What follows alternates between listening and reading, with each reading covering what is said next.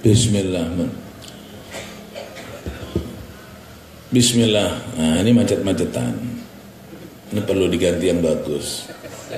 Sampai ngiseni kotak sewu. Ini alamat. Biasanya enak. Ketika kepemimpinan Kiai Haji Hashim Zaini, ceritanya ini contoh.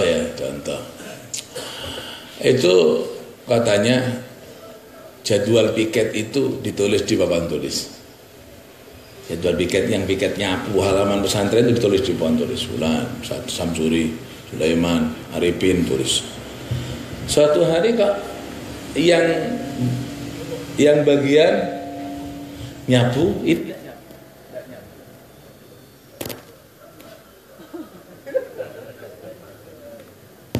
Bismillah. Aidan diurus gitu. Ini ada tukangnya calon.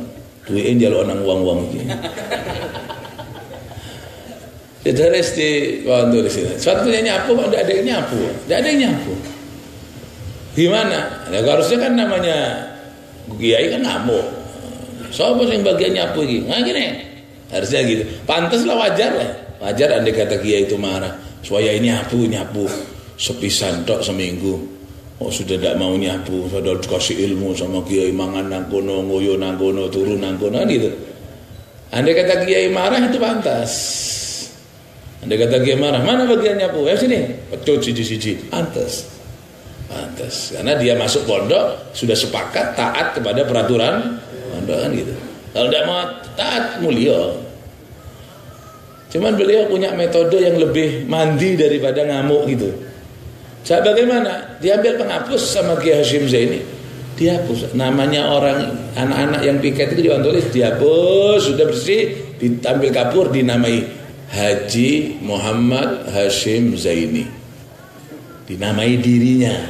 Habis itu ngambil pas sapu, nyapu Kiai. Lalu bagaimana pengasuh pesantren yang besar terus punya santri banyak, nyapu di hadapan ribuan santri Kiai ini bingung. Semua bukan hanya yang bagian nyapu, ustad, pengurus pesantren kabeh mudun nang lapangan karena bingung ngelihat Kiai nyapu. Ini ada yang berani maju satu. Ngapunten Kiai, mohon maaf, biar saya yang nyapu saja. Apa kata Kiai? Coba dilihat di papan tulis jadwalnya siapa. Coba dilihat di papan tulis jadwal piket, jadwalnya siapa. Dia tidak tahu ngamuk. Siapa berkurang aja lari di dalam Muhammad Hashim Zaini. Sini jadwalnya siapa? Nanti saya yang nyapu, adik yang buang sampahnya. Jadi nyapu dewekan sak halaman. Itu pukulan mulai dari pengurus sampai santri paling cilik. Yang dipecut itu semua berarti. Kalau yang dipanggil tadi paling yang dipecut hanya yang bagian piket. Yang tidak piket sakarep sira saleh dewek. Ini semua mulai dari pengurus sampai yang TK kena pecut dengan perbuatan beliau. Mana yang bagian piket, mana yang ngawasi, mana terus semua kena akhir. Jadi besoknya itu subuh semua ngabrak ya piket dulu. Cepetan. Mumpung turun Kiai mana gini. Itulah. Lisanul hal afsah min lisanil maqal.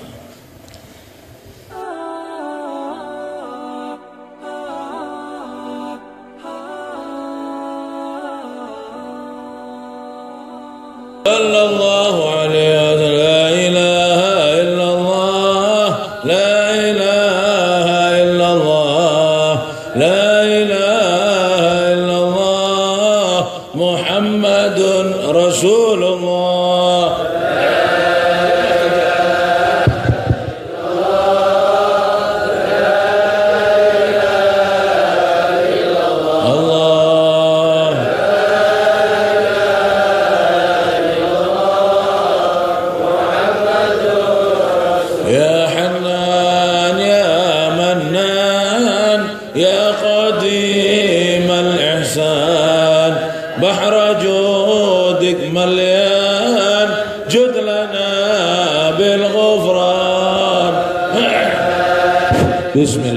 Bismillah. Tak nyaman.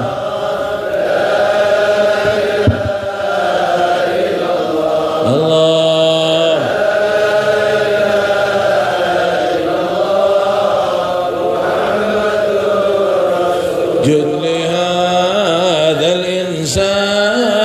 عبد سوء خزيان من ذنوبه وحنان خايف إنك غضبان.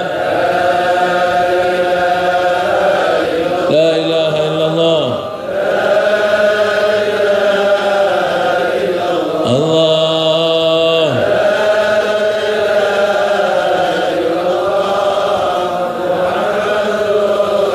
ربنا نسعى فيك، ربنا نسترضيك، ولنا ظن فيك يا رجال الإيمان.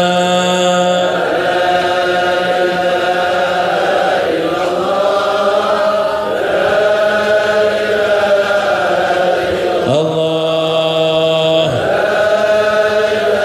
Ada yang tak hidup? لا تخيب راجي تحت بابك لاجي، لم يزل في الداجي قائلا يا حنان.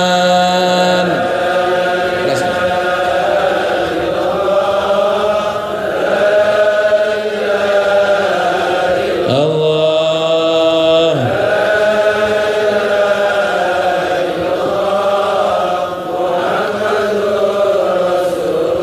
بالنبي الأمي وخديجة أمي والبتول الختم سيدات النسوان.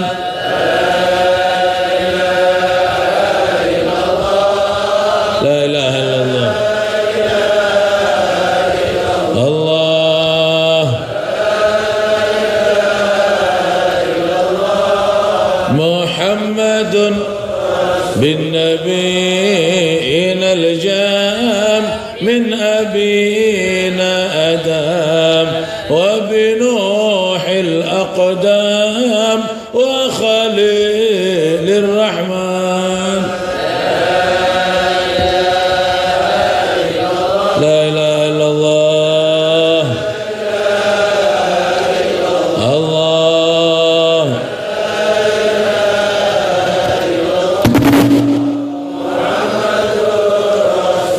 بأهل دربا والشار والفقيه المشار وبأهل علو الأبرار من بهم حال زان. لا إله إلا الله. الله rajin keluh.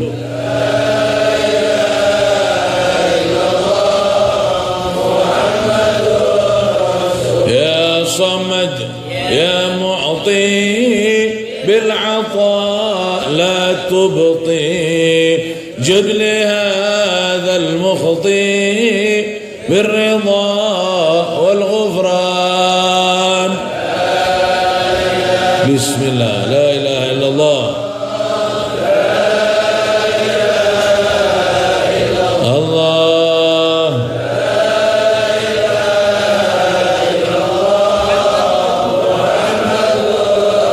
جد لنا بالمطلوب والفرج مثل أيوب وبفرحة يعقوب حين زالت الأحزان.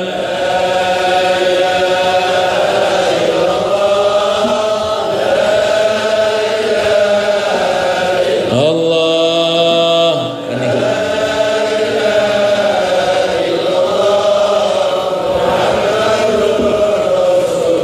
الفقير المحضر قائما في الأسحار قائلا يا ستار جد لنا بالغفران.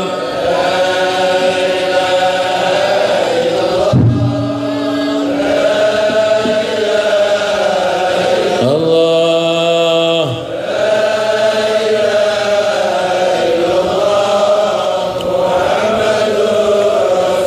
الصلاة الدائم على النبي بني هاشم عد من هو قائم بالعبادة سهران لا إله إلا الله الله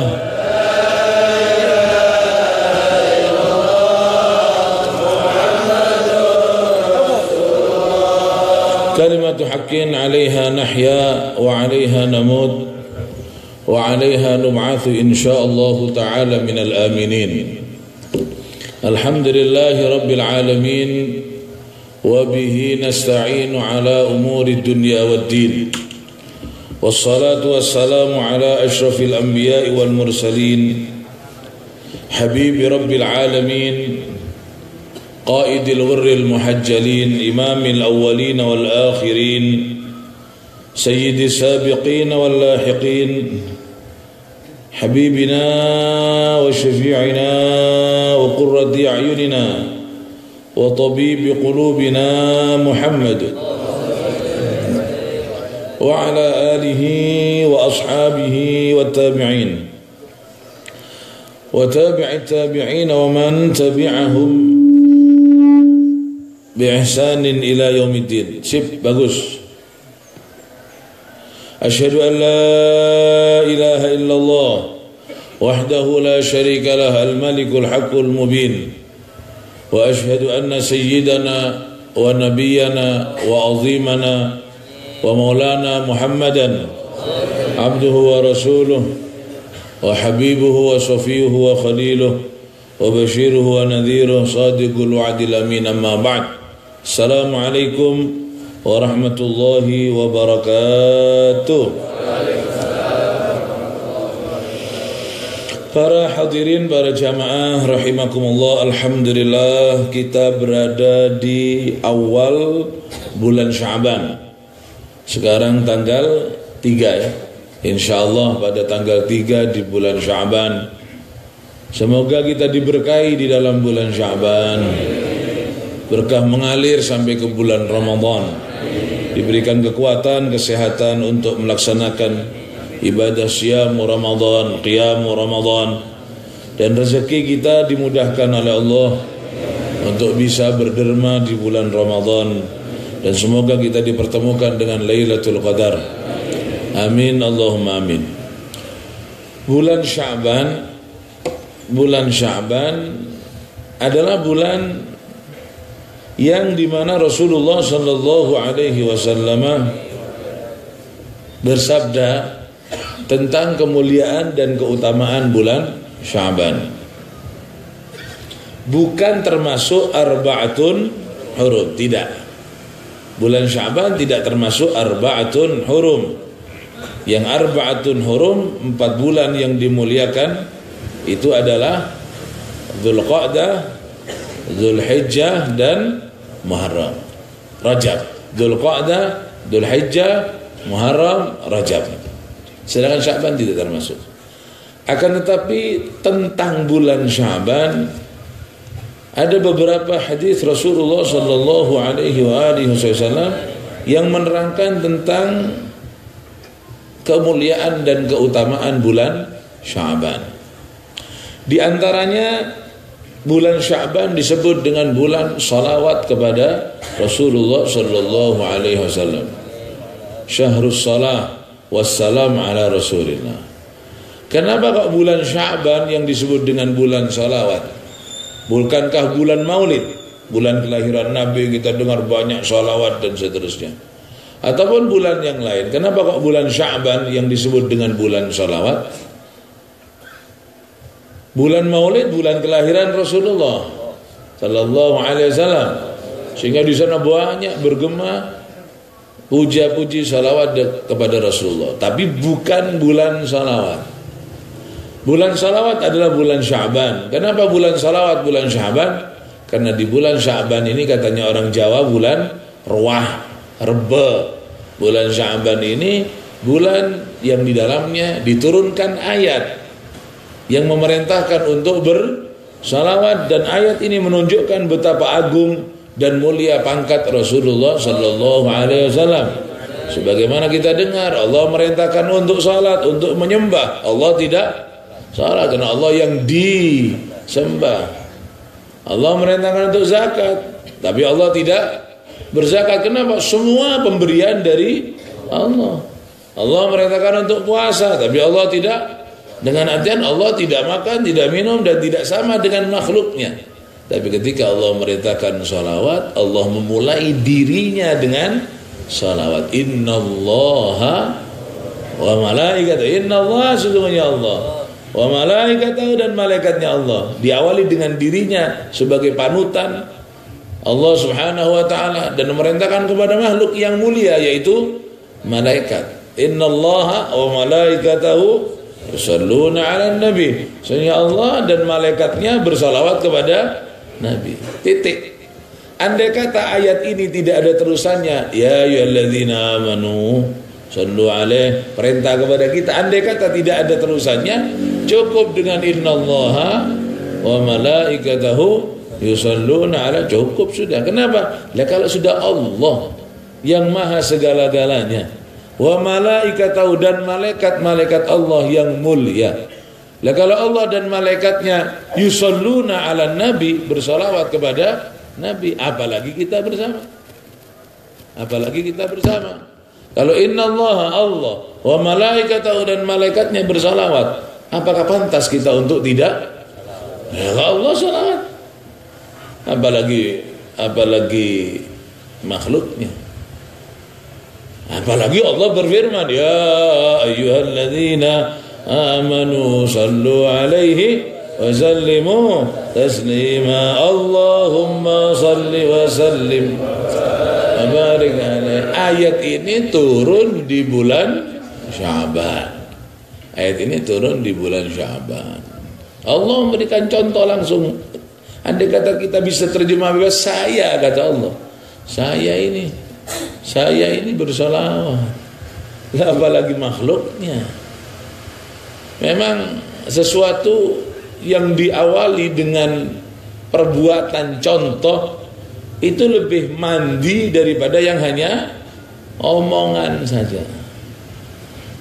Lisanul hal afsahu min lisanil maqal.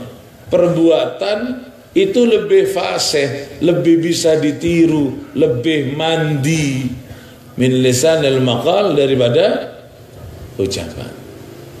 Ya. Kadang-kadang orang walah omong-omong tok. Ngono wujute. Ndak ada orang ngomong wujud-wujud tok ngono. Ada penting ngomong iya, ada omong iya, yang penting ada wujudnya. Kalau omong saja tanpa wujud, orang mengatakan omong-omong tok, awu-awu tok, omong-omong tok, aja-aja malolo, tak ada wujud dah. Tapi ketika orang wujud, tak ada cacana, orang memuji, bagus, tak punya caca, 1 juta bas. Iki cangkem ngalor ngidul 10.000. Contoh ini. Sehingga ada sebuah cerita, itu ada pesantren namanya pesantren Nurul Jadid di Paiton sana Probolinggo, Kiai Haji Ahmad Zaini Munaim. Ketika masa kepemimpinan putra beliau namanya Kiai Haji Muhammad Hashim Zaini, kakang daripada Kiai Haji Fadlur Rahman Zaini yang di Alas Bulu yang namanya Kiai Fadl. Kepemimpinan Kiai Haji Muhammad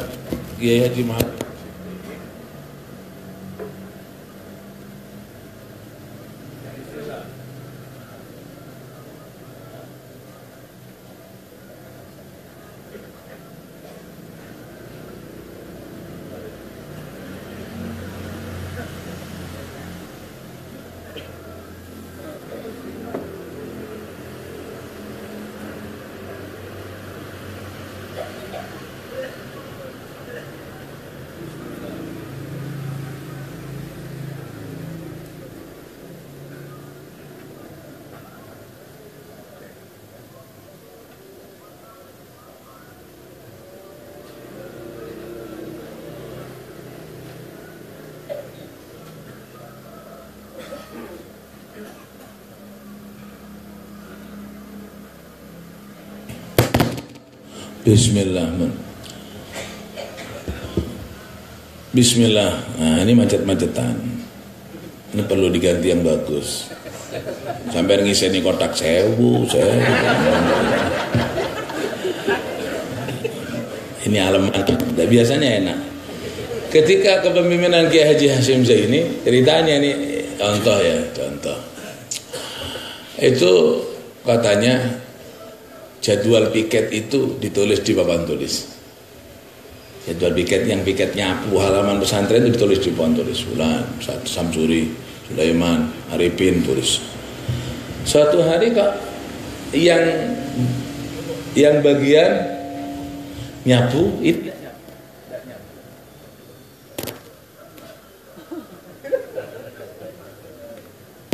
Bismillah. Aidan diurus gitu. Ini ada tukangnya calon. Duitnya jalur orang uang-uang gini.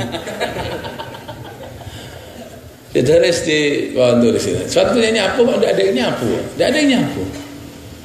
Gimana? Ya, harusnya kan namanya kiai kan ngamuk. Siapa yang bagian nyapu gini? Nah gini, harusnya gitu. Pantas lah, wajar lah. Wajar andai kata kiai itu marah. Supaya ini nyapu sepisan tok seminggu. Oh sudah tidak mau nyapu, sudah dikasih ilmu sama kiai, mangan nangkono, ngoyo nangkono, turun nangkono gitu. Andai kata kiai marah itu pantas. Andai kata kiai marah, mana bagian nyapu? Ya sini, pecut siji-siji, pantas. Karena dia masuk pondok sudah sepakat taat kepada peraturan pondok kan gitu. Kalau tidak mau taat mulia. Cuman beliau punya metode yang lebih mandi daripada ngamuk gitu. Bagaimana? Diambil penghapus sama Kiai Hashim Zaini, dihapus. Namanya orang anak-anak yang piket itu ditulis, dihapus, sudah bersih, ditampil kapur, dinamai Haji Muhammad Hashim Zaini, dinamai dirinya. Habis itu ngambil pas sapu, nyapu Kiai. Lalu bagaimana pengasuh pesantren yang besar, terus punya santri banyak, nyapu di hadapan ribuan santri Kiai ini bingung. Semua bukan hanya yang bagian nyapu, ustad, pengurus pesantren kabeh mudun nang lapangan karena bingung ngelihat Kiai nyapu. Hanya ada yang berani maju satu. Ngapunten Kiai, mohon maaf, biar saya yang nyapu saja. Apa kata Kiai? Coba dilihat di papan tulis jadwalnya siapa. Coba dilihat di papan tulis jadwal piket, jadwalnya siapa. Dia tidak tahu ngamuk, siapa berkurang aja lari di dalam Muhammad Hashim Zaini. Sini, jadwalnya siapa? Nanti saya yang nyapu, adik yang buang sampahnya. Jadi nyapu dewekan sak halaman. Itu pukulan mulai dari pengurus sampai santri paling cilik. Yang dipecut itu semua berarti. Kalau yang dipanggil tadi paling yang dipecut hanya yang bagian piket. Yang tidak piket sakarep sira saleh dewek. Ini semua mulai dari pengurus sampai yang TK kena pecut dengan perbuatan beliau. Mana yang bagian piket, mana yang ngawasi, mana terus semua kena akhir. Jadi besoknya itu subuh semua ngabrak ya piket dulu. Cepetan. Mumpung turun kiai mana nih gini. Itulah. Lisanul hal afsah min lisanil maqal. Allah berikan contoh terlebih dahulu, innallaha wa malaikatahu yusholluna 'alan. Allah dan malaikat sudah sholawat. Bagaimana kamu? Sakarep sira kan gitu. Terserah kamu. Hanya saja Allah memberikan perintah ya ayyuhalladzina amanu shollu dan seterusnya. Ayat itu ini yang pertama yang perlu dicatat di bulan Sya'ban. Ayat itu turun di bulan Sya'ban. Sehingga banyak ulama yang mewajibkan kepada dirinya dia untuk memperbanyak sholawat di bulan Sya'ban. Lebih daripada biasanya. Kenapa? Karena ayat perintah sholawat diturunkan pada bulan Sya'ban. Itu yang pertama yang terjadi di bulan Sya'ban. Nah kita perbanyak sholawat di bulan Sya'ban. Yang kedua, apa yang terjadi pada bulan Sya'ban? Yang kedua, agar supaya kita tahulah minimal apa sih Sya'ban ini. Yang kedua, di bulan Sya'ban ini ya ada raf'ul a'mal. Raf'ul a'mal. Apa raf'ul a'mal itu? Dilaporkannya amal kita kepada Allah Subhanahu wa ta'ala. Apa Allah butuh laporan? Tidak, Allah tidak butuh laporan. Allah tidak butuh laporan. Yang kita ucapkan, yang kita detakkan dalam hati kita, sekecil, sesamar apapun, Allah Maha tahu. Loh, kenapa kok ada laporan-laporan? Agar kita ini lebih takut kepada Allah. Jadi ada malaikat mungkar nakir, ada malaikat apa? Raqib atid, yang katanya Allah awas apa yang kau ucapkan dicatat. Wa ma yalfidhu min qaulin illa ladaihi raqibun. Awas, ana raqibun atid, ada raqib atid. Terus Allah berfirman juga, wa qalu li juludihim lima syahidtum alaina. Allah akan tanya sama kulit, kulit, kenapa kau bersaksi seperti itu? Elek-eleknya kok diwajulkan sama Allah. Allah tidak butuh wajulnya kulit. Qalu antaqalallahu alladhi antaqa kulla syai'. Kata kulit, iya, saya ini yang nyuruh ngomong Allah. Lah kenapa Allah butuh laporan daripada kulit?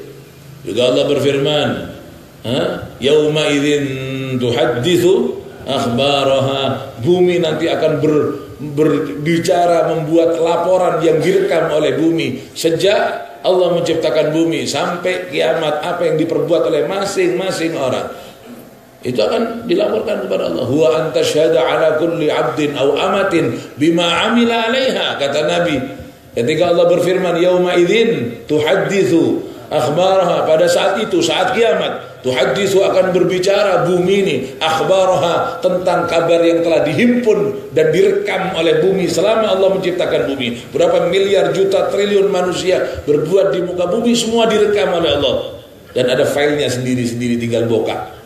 Nanti dibuka. Kata Nabi kepada sahabat ketika ayat ini turun, kau tahu apa yang akan dilaporkan oleh bumi? Apa ya Allah? Apa ya Nabi? Huwa antashhada ala kulli 'abdin aw amatin bima 'amila 'alaiha. Apa yang akan dilaporkan oleh bumi? Bumi akan melaporkan apa yang diperbuat oleh manusia laki-laki, manusia perempuan di atas bumi, semua akan dilaporkan. Ketika baik dilaporkan baik, ketika buruk dilaporkan buruk, tidak ada sedikit pun yang terlupakan. Laporan-laporan seperti itu raqib atid, dan untuk apa sih? Bukan untuk Allah. Allah tidak butuh laporan. Allah tidak butuh laporan. Raqib atid mau nulis, mau tidak nulis, bumi mau rekam, mau rekamannya macet, kulit mau ngaku, mau tidak ngaku, Allah Maha tahu. Innallaha basirun bil ibad. Allah Maha tahu. Tapi kenapa ada laporan-laporan? Agar supaya kita makin takut. Seperti awas, kata Allah, jangan macam-macam. Ada raqib atid. Lah padahal kan ada Allah yang lebih dekat kepada kita dibandingkan raqib atid. Wa huwa ma'akum aynama kuntum. Allah kan ada Allah yang maha dekat. Lebih parah mana raqib atid dengan kita dibandingkan Allah dengan kita? Ya kenapa kalau sudah ada Allah, kenapa kok masih raqib atid? Agar supaya kita ini makin hati-hati. Jadi semua rambu-rambu yang diciptakan oleh Allah untuk kita, untuk menungso, saking welase Gusti Allah, saking sayangnya Allah kepada kita, masih dikasih rambu, ada raqib, ada atid, ada ini, ada itu. Agar kita masih hati-hati. Ya sudah gitu masih tidak takut kan? Sering saya sampaikan, awas ojo nyolong, ada Allah, tetap nyolong. Awas jangan nyolong, ada raqib, tetap nyolong, tidak takut. Awas ada kamera CCTV, baru takut dia. Kalau mungkin butuh ayat, apabila ada kamera CCTV jangan nyolong, karena manusia takutnya sudah pada hal-hal seperti itu, tidak takut kepada Allah. Dikira Allah ini tidak maha merekam sebagaimana rekamannya CCTV. Hanya saja kalau CCTV dibuka di dunia, tapi nanti Allah akan membuka rekaman itu di akhirat. Jadi ini akan saya terangkan di sini, ada laporan kepada Allah. Oh berarti Allah butuh laporan. Allah tidak butuh sama laporan, dan mustahil kalau Allah butuh kepada laporan. Kenapa ada laporan-laporan? Kita ini yang umat ini biar makin hati-hati. Ustina ya Allah, kan, agar terpikir. Laporan-laporan tersebut dikatakan bahwa ada beberapa kali laporan. Amal kita dilaporkan oleh Allah bukan satu kali, ada beberapa kali laporan. Yang pertama, ar-raf'u fin nahar war-raf'u fil lail. Laporan di siang hari dan laporan di malam hari. Jadi siang ada laporan, malam juga ada laporan. Rasulullah sallallahu alaihi wasallam bersabda dalam sebuah hadis sahih yang diriwayatkan oleh Imam Bukhari dan Muslim dari Abi Hurairah radhiyallahu taala anhu, bercerita Abu Hurairah bahwasanya qala Rasulullah sallallahu alaihi wasallam, Nabi bersabda, yata'aqabuna fikum malaikatun bil-lail wa malaikatun bin-nahar wa yajtami'una fi salatil fajri wa salatil 'ashr. ثم يعرج الذين باتوا فيكم فيسألهم ربهم وهو أعلم بهم كيف تركتم عبادي فيقولون تركناهم وهم يصلون وأتيناهم وهم يصلون.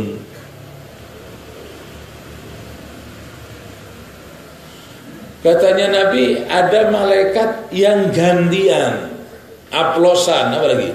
Sip-sipan. Malaikatun bin nahar wa malaikatun bil lail. Ada yang andai kata bahasa menungsone, ada yang dinas malam, ada yang dinas siang. Yang dinas malam datang kapan? Datang subuh, pulang asar. Yang dinas siang, yang dinas malam datang asar, pulang subuh. Datang bersamaan dengan yang dinas malam datang bersamaan dengan menjelang tenggelamnya matahari. Nanti satu malam dinas, pulangnya kapan? Menjelang terbitnya atau ketika terbitnya fajar. Itu katanya Nabi gantian malaikat. Sehingga bagi orang yang sholat, kan itu, bagi orang yang sholat itu mendatang melihat kita dalam keadaan sholat. Sholat apa? Subuh, kan gitu. Melihat kita sholat. Yang dinas siang datang kita sholat subuh. Pulang ketika kita sholat asar, lautnya ketika sholat asar. Yang dinas malam sama, datang melihat kita sedang sholat asar, dia pulang kita dalam keadaan sholat subuh. Itu di situ keberuntungan orang yang sholat, kata Nabi. Yajtami'una fi salatil fajr wa salatil asr. Setelah dinas pulang, yang subuh datang, yang bagian malam sudah pulang, selesai sudah. Kemudian ketika menghadap Allah Subhanahu wa taala, melaporkan hasil yang dia catat selama satu malam atau hasil yang dia catat selama satu siang, itu adalah ini disebut dengan nama laporan harian. Dilaporkan kepada Allah. Apa katanya Allah Subhanahu wa taala berfirman kepada malaikat, kaifa taraktum ibadi, wahai malaikat, kau tinggalkan hambaku dalam keadaan bagaimana? Kau tinggalkan hambaku tadi, kamu masuk dan kamu pulang dalam kondisi apa? Apa katanya malaikat? Taraknahum wa hum yusallun wa atainahum wa hum yusallun. Kata mereka, ya Allah, saya datang mau dinas, mereka dalam keadaan salat. Ketika saya pulang, aplosan, gantian, giliran, sip-sipan mereka juga dalam keadaan salat. Saya datang, saya lihat dia salat. Saya pulang, saya lihat dia salat. Apa kata Allah? Aku ampuni dia sampai hari kiamat. Nah, itu namanya apa? Laporan ini laporan harian. Kemudian ada laporan juga, laporan mingguan.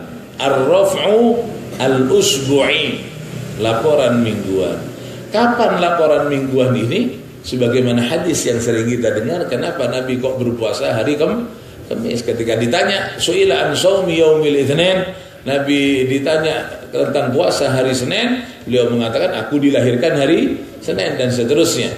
Su'ila an shaumi yaumil khamis, kalau kita Nabi tanya kenapa kok puasa hari Kamis, Nabi mengatakan amalku dilaporkan oleh Allah pada hari Kamis dan aku ingin amalku dilaporkan aku dalam keadaan puasa. Dengan alasan itulah Nabi berpuasa hari Kamis. Nah, ini juga berarti laporan yang sifatnya mingguan.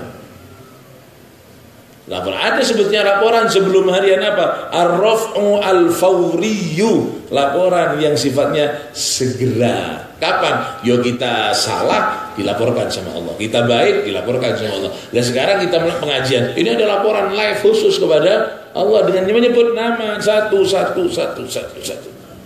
Dalam hadis dikatakan wa dzakarahumullahu fiman indahu. Nama kita satu ini disebut semua sama malaikat, dilaporkan kepada Allah. Itu laporan segera. Nah, terus mulai pengajian apa yang dilaksanakan. Nah, ini ada laporan sampai maghrib dilaporkan sama Allah. Namanya laporan harian. Lembar-lembar hari itu dijadikan satu setiap Kamis, dilaporkan kepada Allah yang namanya laporan mingguan. Disebut dalam dalam hadis yang diriwayatkan oleh Muslim, an Abi Hurairah radhiyallahu taala anhu, qala Rasulullah sallallahu alaihi wasallam tu'radul a'mal fi kulli yaumi khamisin wa itsnain. Hadis riwayat ini ada 2 kali, Kamis dan Senin. Itu namanya laporan mingguan. Kemudian ada laporan yang terakhir namanya ar-raf'u as-sanawi, laporan tahunan.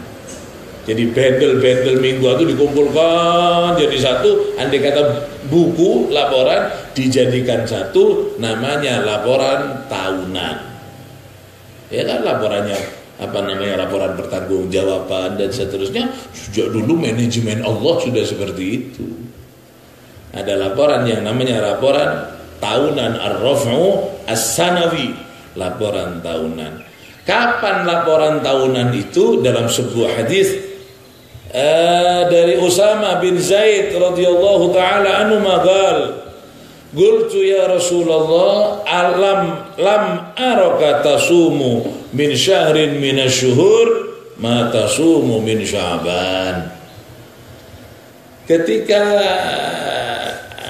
Usama bin Zaid melihat Nabi banyak berpuasa di bulan Sya'ban, banyak berpuasa sunnah di bulan Sya'ban, bertanya Usama, Nabi, saya ini tidak pernah melihat panjenengan puasa seperti banyaknya puasa panjenengan di bulan Sya'ban. Maksudnya puasa sunnah, puasa wajib jelas Ramadan.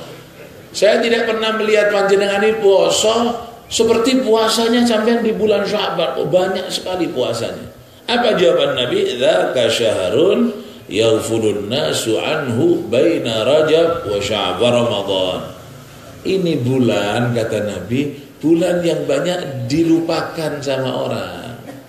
Di antara 2 bulan yang diingat-ingat oleh orang. Bulan Rajab diingat-ingat karena masuk daripada Arba'atun Hurum, sudah disampaikan setiap bulan Rajab. Bulan Ramadan ya sudah jelas, bulan Ramadan sayyidus syuhur, paling utamanya bulan. Jadi diapit oleh 2 bulan besar. Ada bulan Rajab termasuk Arba'atun Hurum, ada bulan Ramadan pimpinan para bulan. Lah ini nyelempit di tengah Sya'ban ini. Kata Nabi, kenapa kok saya banyak puasa? Bulan Sya'ban ini bulan yang banyak dilupakan oleh orang-orang, kata Nabi. Wa padahal bulan Sya'ban ini katanya Nabi syahrun turfa'u fihi al-a'malu ila rabbil alamin. Padahal bulan ini bulan penting juga. Apa? Laporan tahunan pada bulan ini, kata Nabi. Saking menungso banyak lali, tidak ngereken. Padahal bulan Sya'ban ini penting, kata Nabi. Ini bulan yang dilaporkan amal perbuatan hamba kepada Allah Subhanahu wa ta'ala. Dan terus apa kata Nabi? Wa uhibbu an yurfa'a amali wa ana shayim. Dan aku kepingin amalku diangkat kepada Allah, aku dalam keadaan shaim, dalam keadaan puasa. Ya, diriwayatkan oleh Imam An-Nasa'i, Imam Ahmad wal Baihaqi.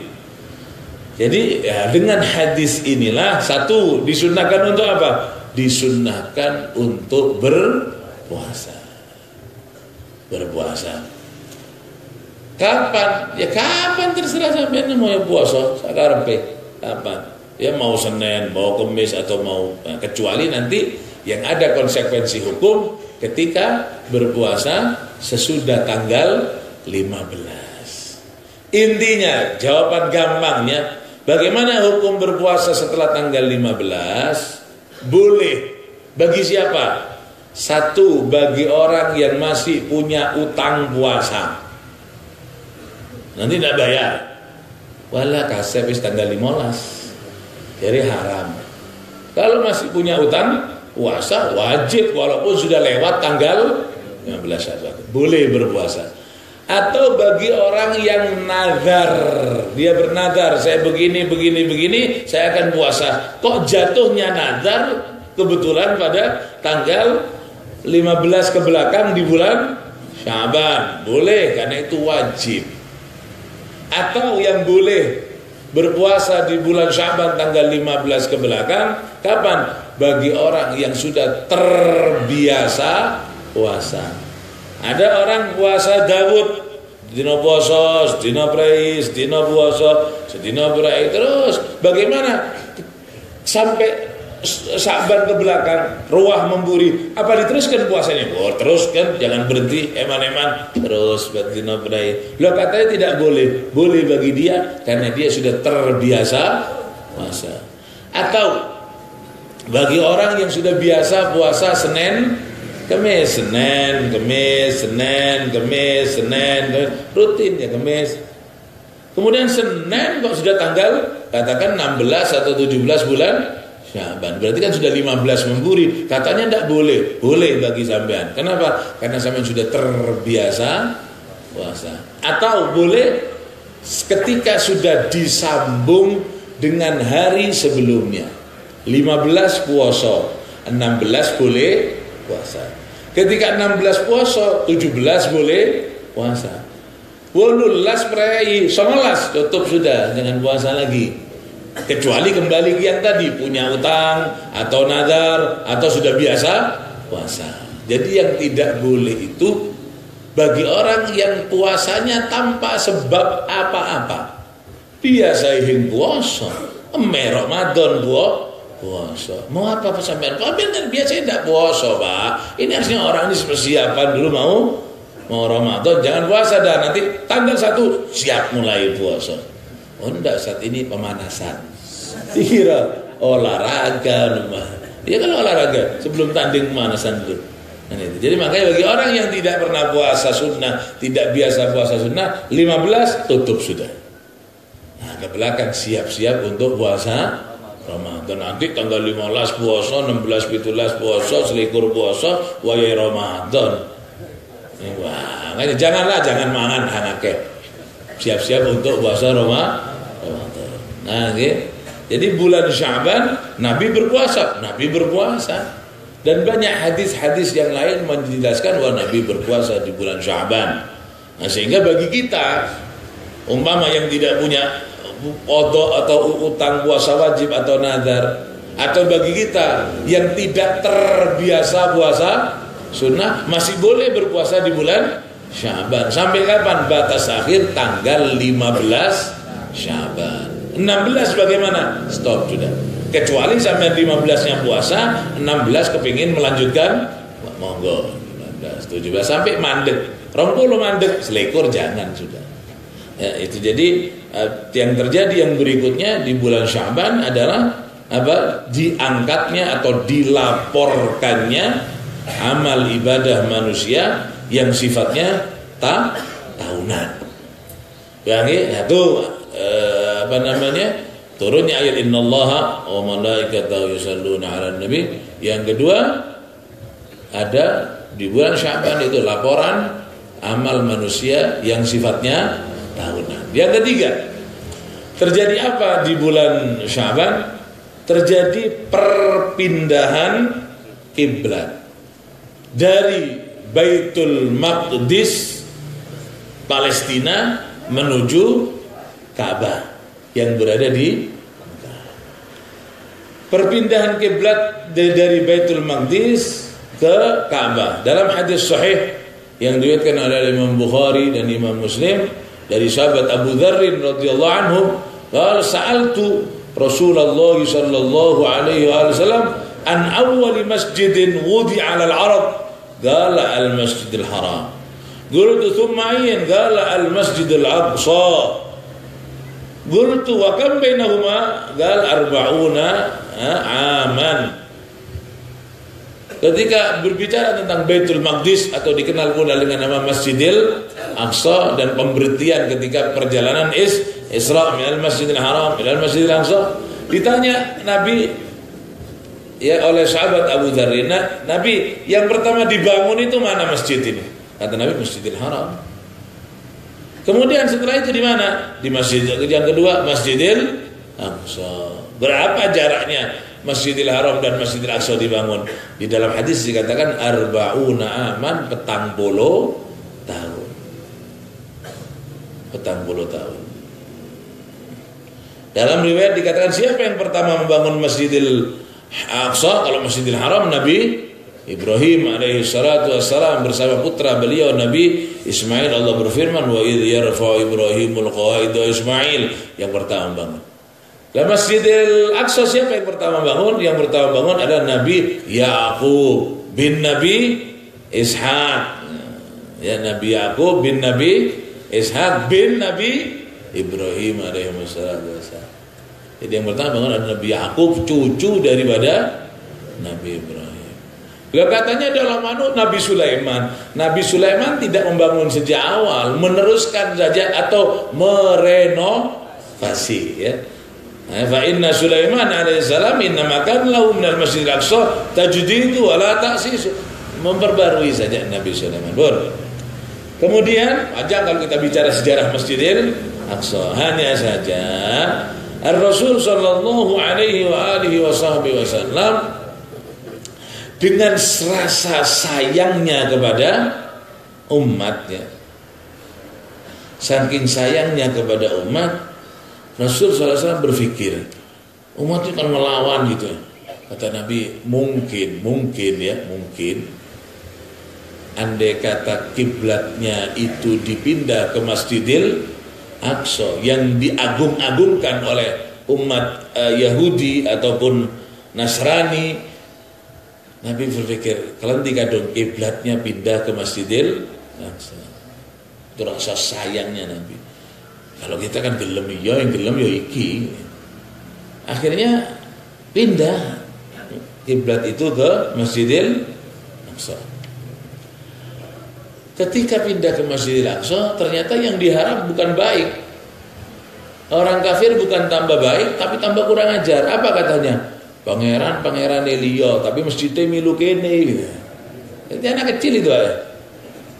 Karena tidak tahu bahwa yang disembah itu bukan Ka'bahnya, bukan Aqsanya, tapi Allah. Sehingga orang-orang kafir ini tambah ngelama gitu, tambah kurang ajar. Tuhannya lain, tidak mau sama Tuhan kita. Tapi kok masjidnya ngadepnya terikut kita ke Masjidil Aqsa.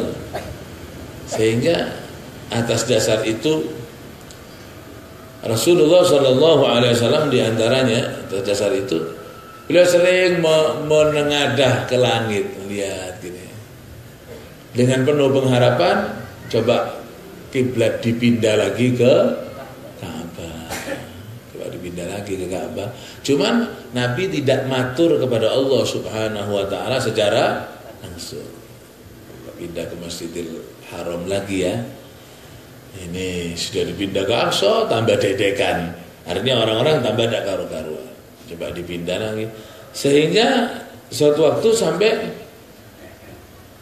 malaikat Jibril turun, ya, bertemu dengan Rasulullah Sallallahu Alaihi Wasallam. Kata Nabi kepada malaikat Jibril, coba tak mohonkan kepada Allah Subhanahu Wa Taala, mana caranya masjid ini, kiblat ini dipindah kembali ke Ka'bah. Kaget malaikat Jibril, Kanjeng Nabi kok nyuruh saya, panjenengan di hadapan Allah jauh lebih istimewa daripada saya. Itulah Nabi, orang yang mulia tapi dirinya tidak merasa luar biasa. Mulia, nyuruh Jibril sampaikan kepada Allah, bawa pindah terus pundi. Kata malaikat Jibril, Nabi Muhammad, sampean ini siapa? Panjenengan ini paling mulia makhluk, saya dibunuh surga sama sampean. Anda sampean matur sendiri sama Allah. Itu orang mulia tapi tidak merasa mulia, merasa dia tidak mulia. Sebaliknya orang dirinya tidak mulia merasa mulia. Padahal biasa-biasa, dendeng gini, rumongso hebat. Akhirnya orang yang lihat ketawa, ditertawakan orang, sehingga melihat Rasulullah Sallallahu Alaihi Wasallam selalu menengadah ke langit, selalu menengadah ke langit. Akhirnya Allah menurunkan firman-Nya di dalam Al-Quran. Allah berfirman, qad nara taqalluba wajhika fis sama'i falanuwalliyannaka qiblatan tardaha fawalli wajhaka syatral masjidil haram wa haitsuma kuntum fawallu wujuhakum syatrah. Qad nara, kata Allah, kami sudah melihat. Isya deleng Nabi Muhammad, taqalluba wajhika fis sama', berbolak-baliknya wajah kamu menengadah ke langit. Kata Allah, Allah tahu saya. Nabi Muhammad lihat langit. Apa yang diinginkan? Kiblat dipindah. Apa katanya Allah ketika itu? Fawalli wajhaka syatral masjidil haram. Saat ini balik, hadapkan wajah kamu, kiblat kamu ke Masjidil Haram. Wa haitsu ma kuntum wallu wujuhakum syatra. Pokoknya mulai saiki di mana kamu saja berada, hadapkan ke kiblat. Hak kiblat itu Ka'bah atau Masjidil Haram. Pindah, Pak. Kenapa kok pindah? Karena Nabi tahu Masjidil Aqsa, Masjidil Haram itu hanya arah yang ditentukan oleh Allah. Arah yang ditentukan oleh Allah. Yang disembah siapa? Allah.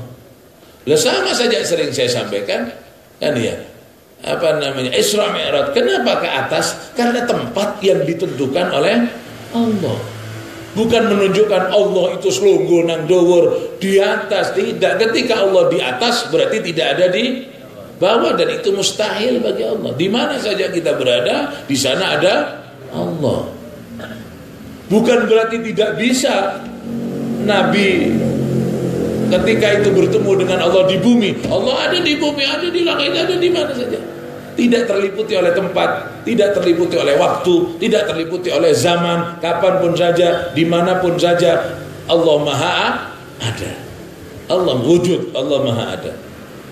Lah kalau kita kemana Nabi itu Isra Mi'raj? Mendhuwur. Nang sapa? Moro nang Gusti. Bukan. Kalau nang Gusti Allah moro dimanapun saja. Sampai di sini ya Allah, Allah ada. Sampai munggah mendhuwur ya Allah, Allah ada. Sampai masuk ke dalam tanah ya Allah, Allah ada. Mau masuk ke dalam laut, di tengah kedalaman laut yang terdalam ya Allah, Allah dekat, dan sama dekatnya dengan ketika kita berada di atas bumi. Di mana saja. Lah kenapa Allah Nabi kok munggah mendhuwur? Menunjukkan ketinggian pangkat Rasulullah sallallahu alaihi wasallam sampai dipanggil oleh Allah, diperintahkan untuk menuju tempat yang tempat itu tidak pernah dijamah oleh makhluk apapun saja. Ya itu khusus dimanapun saja ya Allah. Sama-sama doa, sampean doa ada. Ya Allah, ya Allah. Apa Allah ada di atas? Gimana kalau itu? Ya Allah, ya Allah. Sama saja kan? Bukan berarti menghadap ke atas, menghadap nang Allah. Tidak kemanapun sama. Pengisar, buri, menghadap Allah. Tapi kenapa kok menghadap ke atas? Bukan menunjukkan Allah hanya di atas, tapi menunjukkan keluhuran dan ketinggian Allah. Ya Allah. Lah kan isyarat tinggi. Sama-sama orang ngomong, ya kita, apa katanya yang di atas? Apa yang di atas? Manuk. Ya, gimana Pak nanti akhirnya jadinya sampean? Yes, apa katanya yang di atas? Apa ada nanti? Kenapa? Ya apa menunjukkan Allah itu ada di atas? Ya tidak. Menunjukkan yang di atas hanya yang maha luhur, yang maha tinggi, yang maha mulia, yang berposisi di mana? Tidak ikut posisi dimanapun saja. Sehingga yang apa kata yang di atas? Ya, apa katanya sang kalik? Goblok ping 17. Khalik KHAL, ya, khalik buta huruf, menghadap sang kalik. Kalik. Bodoh, nemen begitu ya. Terus sembahyang gimana? Saya kan ada lagi itu seudon ya, paling sembahyang mereka pada sang kalik. Khalik, kembali kepada sang Khalik. Ya goblok, tidak pernah ngaji mulai kecil, tidak kenal TPQ. Kita doakan semoga yang kembali kepada sang Khalik. Jadi menunjukkan keagungan dan kemuliaan Allah, ya Allah gitu. Bukan berarti Allah di atas. Ya sering saya sampaikan, kalau Allah di atas berarti pilot itu dekat sama Allah di atas. Astronot wali. Ya tukang meneki kelopo, wah sering dekat sama Allah. Kalau kena Johari ya baru. Yang sekaken tukang gali sumur, nangis jauh terus sama Allah. Ya apa begitu ya? Tidak. Jadi yang disembah Allah, jadi tidak masalah mau Ka'bah, mau Maqdis, bebas. Ketika Allah mengatakan ngalor, ngidul, yang disembah, sehingga Nabi ketika itu tidak heran. Dilihatkan ketika salat apa Nabi? Salat zuhur. Ketika salat zuhur balik, langsung balik. Lah sahabat bagaimana? Sahabat dengan kepasrahan yang setinggi-tingginya secara total pasrah kepada Nabi, ya ikut, sopirnya balik gitu sudah. Karena Nabi lebih tahu. Kalau sekarang kan masih dibahas Pak, Nabi belok, ini imam yang belok kayak gini. Nanti imam kok mana? Belok ini. Nanti sebagian ada yang ikut, ada yang tidak ikut, ada yang golput. Pas dah. Nah, sahabat dengan apa? Kepasrahan sama Nabi yang luar biasa, belok langsung belok semua. Sehingga ada masjid namanya Masjid Qiblatain, 2 kiblat. Karena di masjid itu Nabi sholat ada di Madinah. Nabi sholat dengan 2. Ada kiblat ke sana ketika zaman ke Baitul Maqdis, dan ada kiblat ketika zaman ke Ka'bah. Nggak heran. Yang heran siapa? Yang bodoh. Yang heran yang goblok, dikira nyembah Ka'bah, belok ke Baitul Maqdis, ganti pangeran Baitul Maqdis, ganti ke Ka'bah, ganti pangeran lagi, pangeran Ka'bah. Bingung, itu jalurnya salah. Ini kelenti pangeran ganti-ganti, bukan pangerannya yang ganti, arahnya saja. Andai kata dalam satu rakaat, dalam satu salat suruh menghadap 100 kiblat, ini siapa kita hadap, terserah sudah. Mau kemana? Terserah yang nonton. Nah sekarang perintahnya menghadap Ka'bah, dan tidak akan ada perintah berubah dari Ka'bah. Kenapa? Sebab karena Nabi yang membawa risalah sudah ditutup dengan kenabian Nabi Muhammad. Al-yawma akmaltu lakum dinakum. Wis aja macam-macam ngadep ngetan. Bayang ngadep ngetan. Allah Akbar. Ngadep ngetan deh. Jadi Habib ngadep nang diben bodoh. Ya, aturan. Jadi perintah yang diikuti. Ya orang yang paham yang disembah Allah tidak bingung. Yang bingung yang tidak tahu bahwa dia menyembah Allah. Si bodoh-bodoh ini, katanya siapa bodoh? Katanya Al-Quran. Allah berfirman, sayaqulus sufaha'u minan nasi ma wallahum an qiblatihim allati kanu 'alaiha. Sayaqulu akan ngomong. Siapa? As-sufaha. Hang bodoh-bodoh, sufaha itu goblok. Ini ada goblok sufaha lah gitu. Sayaqulus sufaha, akan berbicara orang-orang yang bodoh. Minan nasi, menungso-menungso, ma wallahum an qiblatihim allati kanu alaiha. Kenapa kamu ini kok pindah-pindah? Kalau orang pindah itu nanti kan sudah. Apa katanya Allah? Sampaikan. Qul lillahil masyriq wal maghrib. Sampaikan kepada diri, ngetan Allah, ngulon Allah, ngalor ngidul, semua menghadap Allah. Ini hanya arah saja yang ditentukan oleh yang kita sembah, yaitu Allah. Yahdi man yasha ila siratin mustaqim. Peristiwa luar biasa, Pak, perpindahan kiblat ini bukan gampang. Peristiwa luar biasa ini terjadi di bulan Sya'ban. Kemudian apalagi yang terjadi di bulan Sya'ban? Di antara yang tadi kita sebut, apa pertama? Turunnya ayat innallaha wa malaikatahu yusholluna. Yang kedua, diangkatnya, dilaporkannya amal sehingga Nabi berpuasa. Yang ketiga, perpindahan kiblat. Di antara yang terjadi di bulan Sya'ban adalah insyiqaqul qamar, peristiwa terbelahnya bulan menjadi 2. Allah berfirman dalam Al-Quran, iqtarabatis sa'atu wa insyaqqal qamar. Jadi 2, terjadi peristiwa itu dengan cerita yang sangat panjang juga di bulan Sya'ban. Di bulan Sya'ban ini bulan yang di dalamnya terjadi peristiwa-peristiwa bersejarah dan di dalamnya terjadi hal-hal yang mulia, di antaranya turunnya ayat innallaha malaikatahu, sebuah kemuliaan untuk Nabi Muhammad dan umatnya, dan juga di sana pula terjadi perpindahan kiblat sampai sekarang ini kita sholat mustaqbilal Ka'bah. Sejak dipindah sampai saat ini alhamdulillah menjadi tempat pemersatu umat. Makanya namanya masjid itu semua ngadep kiblat. Kan gitu, kalau Indonesia semua ngadep ngulor, tidak ada masjid ngadep ngalor, itu tidak ada. Kan gitu. Itu rumah ibadah yang pas adepnya itu masjid, adepnya satu arah. Karena memang aturan agama Islam seperti itu. Alhamdulillah. Kalau nanti bisa ngalor ngidul, buat lagi nanti. Oh, enakan masjid itu ngadep ngulon. Oh, kok skala panas, kelor tukaran urusan adepnya masjid. Sekarang adepnya sudah satu lagi tukaran. Lagi mau adepnya lain-lain. Ya, jadi itu semua terjadi di bulan Sya'ban. Ya. Demikian, semoga kita diberikan semangat oleh Allah ibadah di bulan Sya'ban dan untuk menyambut bulan Ramadan. Amin, Allahumma amin. Demikian, semoga manfaat dan barakah. Berkaitan dengan seputar puasa, saya sampaikan di pengajian malam Rabu. Jadi mulai malam Rabu besok, lusa di pengajian rutin Masjid Al-Fatah pesantren sudah masuk ke bab puasa Ramadan. Biasanya di sini biar tidak tempuk, di sini saya membahas Sya'ban, di sana membahas Ramadan. Di Budusan saya tidak akan bahas Sya'ban kecuali mungkin nanti malam nisfu Sya'ban gitu. Nah, jadi di Ahad subuh saya akan menyampaikan Sya'ban, seputar Sya'ban sampai Ahad depan mungkin kita akan berbicara tentang malam nisfu Sya'ban karena menghadapi malam nisfu Sya'ban insyaallah.